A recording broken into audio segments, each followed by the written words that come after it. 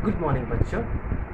आज की इस हिंदी कक्षा में आप सबों का स्वागत है। कैसे हैं आप लोग? मैं आशा करता हूँ कि सभी कुशल मंगल होंगे और स्वस्थ होंगे। अच्छा, एक बात बताइए, आज हमारे जीवन में हमें स्वस्थ रहने के लिए क्या क्या करना पड़ता है? जी हाँ, हम व्यायाम करते हैं, कसरत करते हैं, एक्सरसाइजेस करते हैं, साइकिलिंग करते हैं और बहुत सारे खेल कूद खेलते हैं, जैसे कि फुटबॉल, हॉकी, बास्केटबॉल और इत्यादि इत्यादि, न जाने कई तरह की चीज़ें हम अपने आप को स्वस्थ रखने के लिए करते हैं। तो आज कल बहुत सारे नए नए खेल प्रचलित हैं, जैसा क्रिकेट, बास्केटबॉल, टेबल टेनिस और न जाने कितने प्रकार के खेल। आज हम एक ऐसे पाठ के बारे में चर्चा करेंगे जो एक खेल के बारे में दिया गया है, एक खेल के विषय के बारे में बताया गया है और उस खेल से मिलने वाली जो शिक्षा है उसके बारे में बताया गया है। इस खेल का नाम है कबड्डी। कबड्डी एक बहुत ही पुराना खेल है। इसे बहुत ही पुराने ज़माने से भारत में खेला जाता आ रहा है। आइए हम आज हिंदी की इस कक्षा में कबड्डी पाठ का पठन पाठन करेंगे। तो चलिए हम बिना समय नष्ट किए अपनी हिंदी की पुस्तक खोलेंगे। पृष्ठ संख्या 60। पाठ के शीर्षक का नाम है कबड्डी। पाठ संख्या 11। पाठ का शीर्षक है कबड्डी। शरीर को स्वस्थ रखने के लिए व्यायाम व खेल कूद आवश्यक है। वैसे तो आजकल अनेक प्रकार के खेल प्रचलित हैं, जैसे क्रिकेट, हॉकी, फुटबॉल, टेनिस आदि। कबड्डी हमारे देश का प्रसिद्ध खेल है। कोई ऐसा प्रदेश नहीं जहां यह खेल ना खेला जाता हो। तो बच्चों, हमारे शरीर को स्वस्थ रखने के लिए व्यायाम, एक्सरसाइज, कसरत और खेल कूद बहुत आवश्यक है। और आजकल अनेक प्रकार के खेल खेले जाते हैं, जैसा कि आप जानते हैं cricket, hockey, football, tennis, basketball, volleyball, kabaddi आदि। कबड्डी हमारे देश का बहुत ही प्रसिद्ध खेल है। यह खेल बहुत पुराना है और इसे राजा महाराजाओं के ज़माने से ही खेला जाता आ रहा है।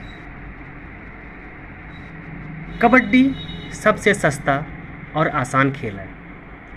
इसके लिए आवश्यक नहीं कि खिलाड़ी अधिक संख्या में ही हो। तो कबड्डी सबसे आसान खेल है और यह ज़रूरी नहीं कि इसके लिए बहुत अधिक खिलाड़ियों की संख्या की ज़रूरत हो। जैसा कि क्रिकेट में 11-11 प्लेयर होते हैं, फुटबॉल में 11-11 प्लेयर होते हैं, वैसे इसमें बहुत अधिक संख्या होने की आवश्यक नहीं है। 8-10 खिलाड़ी भी इस खेल को खेल सकते हैं। इसके लिए लंबे चौड़े मैदान तथा सामग्री की आवश्यकता भी नहीं होती। ठीक है, क्रिकेट खेलने के लिए आपको बैट, बॉल, पैड, ग्लव्स ये सारी चीज़ें लगेंगी, लेकिन कबड्डी खेलने के लिए बहुत सारे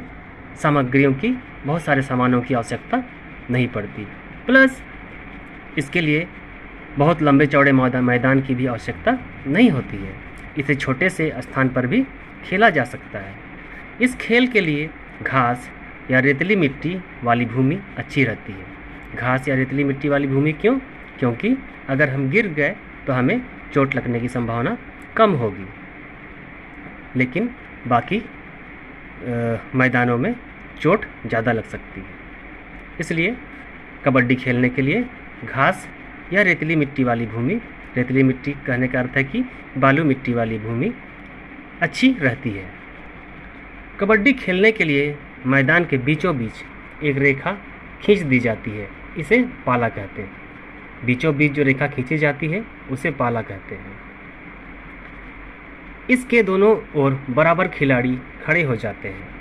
खेल आरंभ होने पर एक दल का खिलाड़ी कबड्डी कबड्डी कहते हुए दूसरी ओर जाता है। यदि वह दूसरी ओर के किसी खिलाड़ी को छू करके बिना सांस टूटे पाला पार करके अपनी ओर आ जाता है या पाले का स्पर्श कर लेता है तो उसकी टीम को एक अंक मिल जाता है। आप शायद खेले होंगे कबड्डी और कबड्डी के खेल को अच्छी तरह जानते हैं कि कबड्डी कबड्डी बोलता हुआ एक खिलाड़ी दूसरी ओर जाता है और आते वक्त बिना सांस टूटे जब उस लकीर को, उस पाले को छू लेता है तो उसकी टीम को एक अंक मिल जाता है। वह जिस खिलाड़ी को छू लेता है तो छुआ हुआ खिलाड़ी आउट हो जाता है। यदि वह खिलाड़ी दूसरी ओर के खिलाड़ी द्वारा पकड़ लिया जाए या सांस टूटने तक वह पाले को छू ना सके तो उसे आउट माना जाता है। दोनों ओर के आउट होने वाले खिलाड़ी मैदान के बाहर बैठते हैं। तो दोनों ओर के टीम से जो भी खिलाड़ी आउट हो जाता है वह मैदान के बाहर बैठता है। अंत में जिस दल के खिलाड़ी पहले बाहर हो जाते हैं वह दल हार जाता है और दूसरा दल जीत जाता है। यह निश्चित समय के अंकों के आधार पर विजयी टीम की घोषणा की जाती है। तो इसमें समय का भी बहुत महत्व है। समय सीमा तय होती है और निश्चित समय के बाद अंकों के आधार पर विजय टीम की घोषणा की जाती है। वस्तुतः इस खेल को खेलने में बहुत आनंद आता है, बहुत मज़ा आता है। इसे बहुत फुर्ती, चुस्ती व सावधानी से खेलना पड़ता है।